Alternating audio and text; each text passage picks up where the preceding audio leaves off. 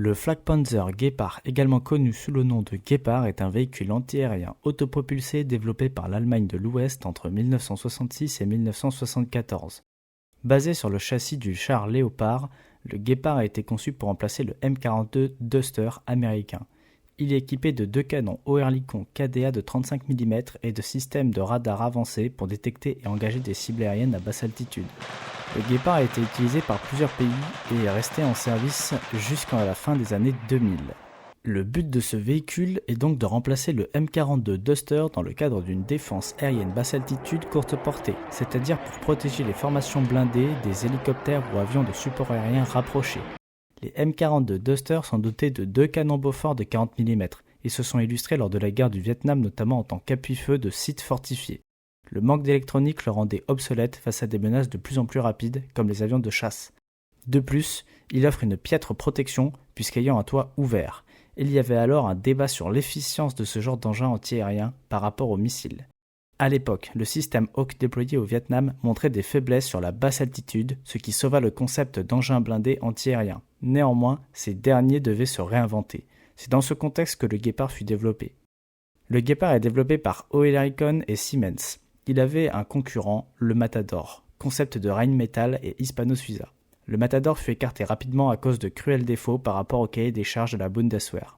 En 1973, la maîtrise d'œuvre du Gepard est confiée à l'entreprise Krauss-Maffei et la production commence avec au total 570 unités produites dans différentes versions qui seront mises à jour. Le Gepard est produit à partir du châssis du char lourd Léopard, ce qui permet une réduction des coûts. Le Gepard est introduit en régiment et bataillon en 1976. Un régiment est constitué de 6 batteries, elles-mêmes disposant de 6 véhicules chacune. Ainsi, un régiment comptabilise 36 Gepards en service. Suite à la chute du mur de Berlin et de la réunification avec l'Allemagne de l'Est, le pays adopte une politique de non-conflictualité et effectue des coupes budgétaires importantes, ne laissant en service dans les années 2000 seulement un régiment et un bataillon en service. En 2010, l'Allemagne retire ses dernières unités, laissant un vide criant dans ce pan de la défense aérienne. Le Flakpanzer Gepard est un système d'armes antiaériennes blindé automoteur. Un pilote, un artilleur et un chef de char servent ce système basé sur le Léopard 1, ce qui permet une économie des coûts, mais aussi une dépendance de la production de ce char, dont la production en masse s'arrêtera en 1976. Il mesure 7,7 mètres de long pour 3,3 mètres de large et 3,3 à 4,2 mètres de hauteur en fonction du déploiement du radar de veille. Il pèse 46 tonnes. Ce blindé dispose d'un moteur polycarburant alimenté, en pratique au diesel, de 830 chevaux et d'un moteur diesel auxiliaire pour alimenter les systèmes électriques. Il est situé à l'avant droit du véhicule, à la place du magasin à obus du char Léopard 1. Le système électrique et batterie associés à ce moteur sont renforcés afin d'atteindre 48 heures d'autonomie pour les systèmes embarqués. Des modifications sont faites pour augmenter la stabilité lorsque l'engin tire. L'autonomie du véhicule est de 560 km, sa vitesse maximale sur route est de 65 km/h, sa vitesse de marche arrière est de 24 km/h, ce qui lui fournit une bonne capacité de retrait tactique. Le blindage est dirigé contre les menaces aériennes et NBC avec l'ajout de blindage espacé sur la partie supérieure du char et 4 extincteurs à l'allon pour le groupe moteur. Il dispose aussi de 8 lances contre-mesures, 4 de chaque côté de la tourelle. Il est équipé de 2 canons Oerlikon de 35 mm à empreinte de gaz. À eux deux, ils fournissent une cadence de tir de 1100 coups minute pour un magasin de 640 obus. Ainsi, chaque canon est approvisionné de 320 obus antiaériens et de 20 obus perforants anti-blindés dans un magasin séparé permettant de changer de munitions à tout moment. L'élévation va jusqu'à 85 degrés. Il engage des cibles jusqu'à 4500 mètres d'altitude et 6500 mètres de portée. Lors des premières versions, l'éjection des douilles et liens provoquait des incidents de tir. Cela a été modifié, augmentant donc la fiabilité. Le rechargement de l'armement à partir de bandes de munitions est estimé à une vingtaine de minutes. Il peut tirer des munitions antiaériennes à fragmentation, cette dernière émettant des sous-munitions dans un cône de projection permettant une bonne létalité. La détonation est donc programmée. Nous y reviendrons. Il peut aussi tirer des obus AP pour Armor Piercing, c'est-à-dire perce-armure. Ces obus sont tout à fait classiques, ils transpercent les blindages par leur densité et énergie cinétique.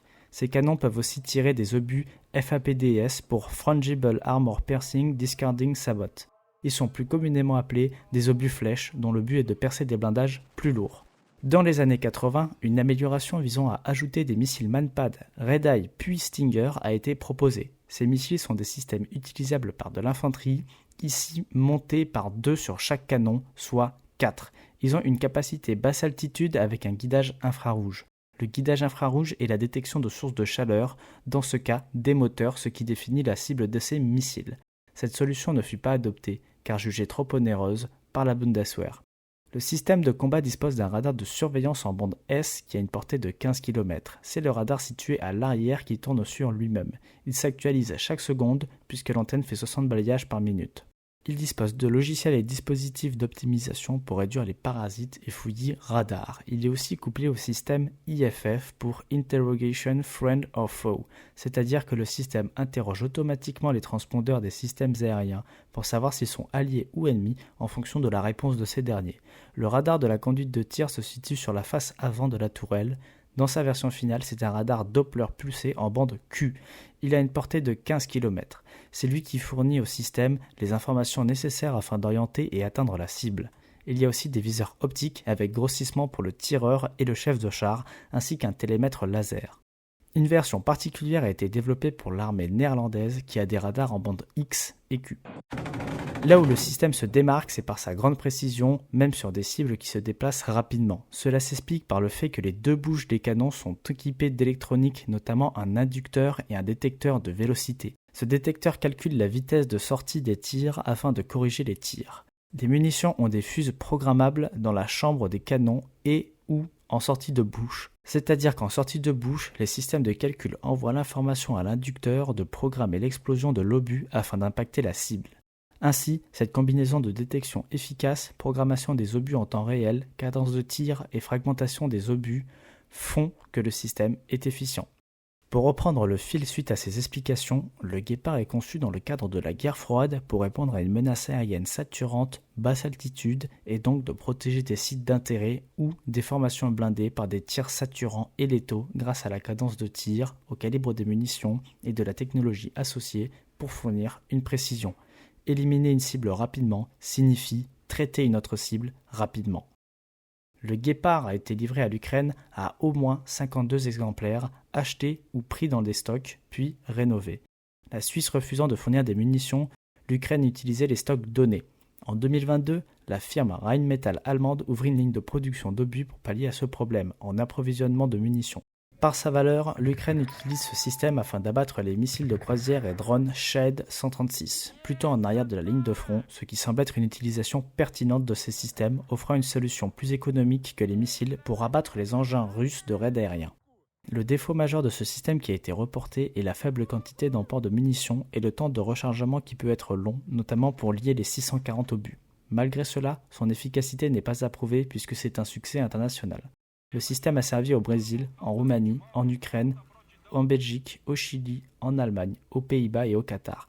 De plus, les copies locales dans certains pays ont été produites.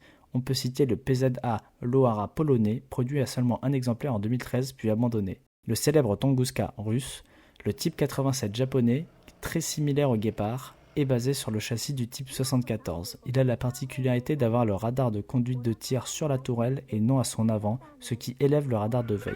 Le char est donc plus haut, il a été produit à 52 exemplaires. Je vous remercie d'avoir suivi la vidéo, n'hésitez pas à partager vos retours en commentaire.